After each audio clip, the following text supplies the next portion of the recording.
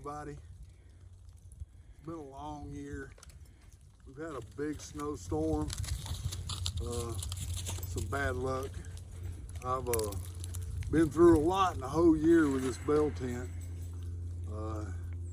The tent, I'll just go over some stuff with you. We built the deck to put it on, which is on our property, and places to come and stay and have fun, and the deck cost about $1,200. We built it ourselves. After that, we got the tent. I've searched every tent on the market and found out as much as I could, and I didn't know anything about them. And I've wound up buying the Avalon bell tent from White Duck.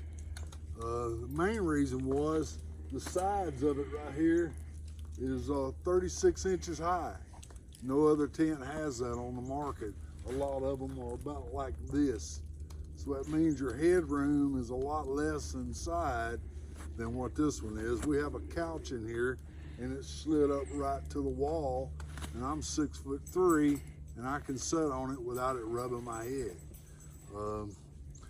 Some of the tricks that I found over the whole year was, the first thing was that I didn't like the sides of the tent flapping in the wind and under high winds blowing, so I added these stable sticks on it from Lowe's. I just bought them. They were railing sticks, and put them up, and man, they really work good.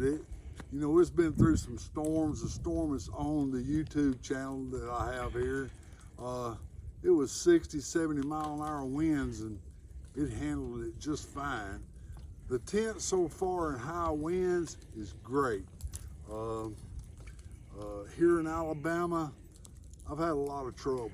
Even though we're here every day, and we open the doors up every day, and we air it out, and we stay in it, and we play in it, and right behind you right there is a great big pond, and we're always here, and so we're taking very good care of the tent, and it still wasn't enough.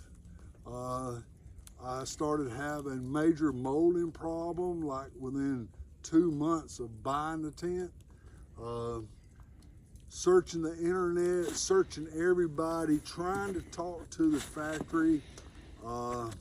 They didn't really know what to say do. I finally got in touch with a professional company that cleans tents, and I explained to them that the cost to send my tent to them over, you know, having it washed was just more than the tent would cost.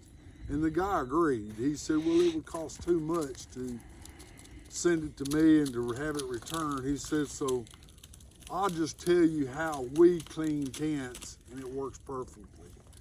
So out of all the other bull crap that everybody told me to get, Woolite, all this other stuff, soaking in your hot tub, is a bunch of baloney. It just will not do it right.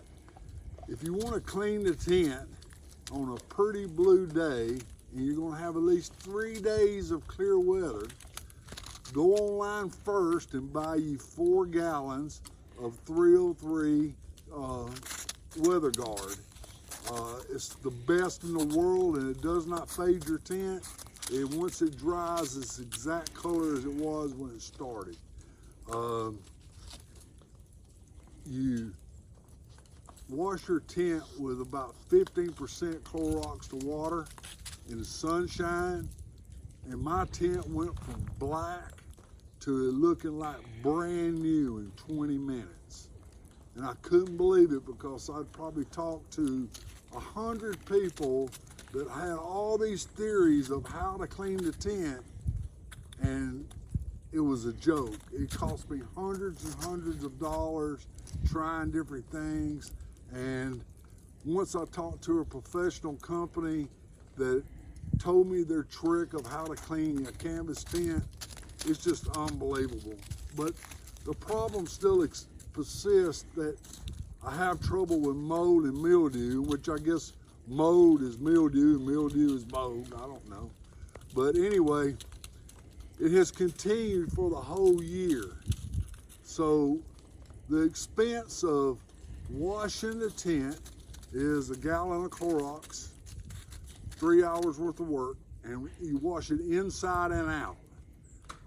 Rinse it really good after about 20 minutes and let it dry for 24. After it's dry, you take a water hose on a mist. You barely mist the tent on the outside, everywhere, just barely mist it. Then you take that 303 and put it in a bug sprayer and you spray it. I showed you on a couple of my videos how you let the top down, because you can't reach it in a bug sprayer. You can't spray it that high good. Go inside and take you a broom handle and just let it hold it up that much. Then you can actually walk around the part that's held up with the broom handle and spray it real good with a sprayer. Then come back out, go in, set your pole up, and then you can spray the rest of it, and it's easy to do. Let it dry for 24 hours, and your tent is back clean and 100% waterproof. But make sure you use that 303. It's the black label one, and it is the best that you can buy. You cannot buy better in the world. The people that do it professionally, that's what they use. They said that it's good for a minimum of a year. I believe them. But the problem still persists with this tent, that I can't keep the mold and mildew out of it. Even though airing it out, drying it out, keeping it clean, staying in it, we don't cook in it, you know, it's not anything going on that should cause that, besides now we got ice and water everywhere, but it'll go away in a couple of days. And I'll make sure that with a generator, I run a dehumidifier in here and make sure everything is good and dry. But the problem still persists. So White Duck has agreed to replace my tent free of charge. Their warranty is as good as what they say. All I done was ask them one time. I told them that I thought that I'd went far enough with cleaning and re-cleaning and re-cleaning. And my thoughts, after talking to a whole bunch of people, that the tent may not have got treated properly at the factory for the mold and mildew part of it. By accident or something may have happened, and that's the reason I'm having so bad of a problem with it. So we'll see. Here in about another week, I'm supposed to get a brand new tent, and I guess I will have to send this one back. I don't know. But they stood up to their warranty, so if you're looking for a tent, then White Duck is the place to go, because warranty is the best that I've found. I've never experienced anything like them. The next thing is that if you have snow coming, and don't leave your tent. I found out the hard way, and you can see on my videos that only about that much snow come and it crushed my tent. It took the pole and just bent it right half in two. I have temporarily fixed that.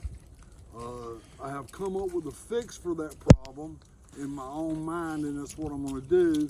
At Lowe's, they sell round 2-inch rail handles, you know, the wood that goes up a stairway, and they're about that big around, and they're straight and they're strong and they're made out of oak.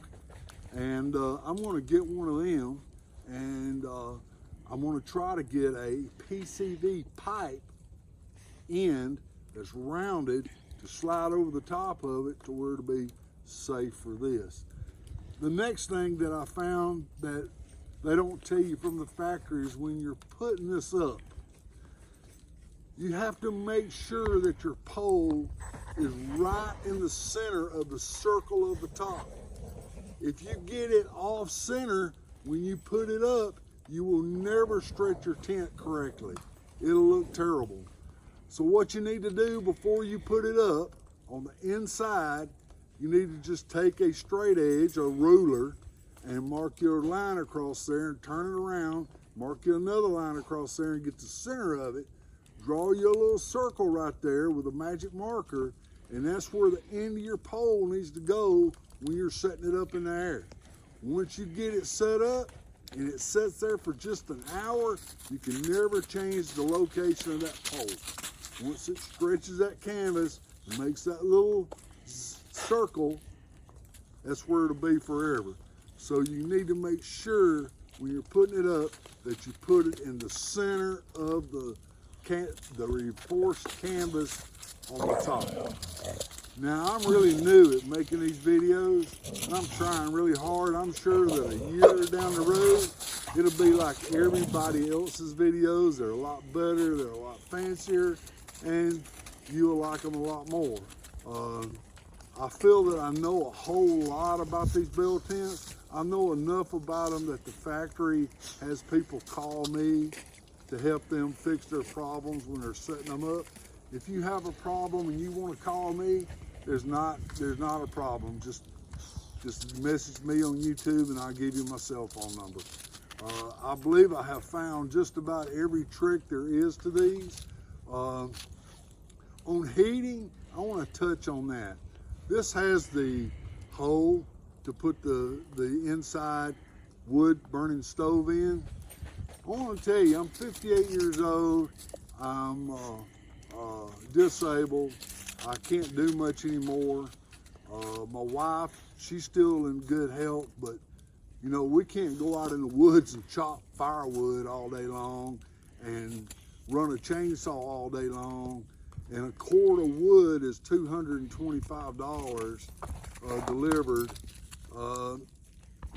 You can heat this with a propane buddy heater, a 6-meter propane buddy heater will heat this whole tent 70 degrees with no problem at all.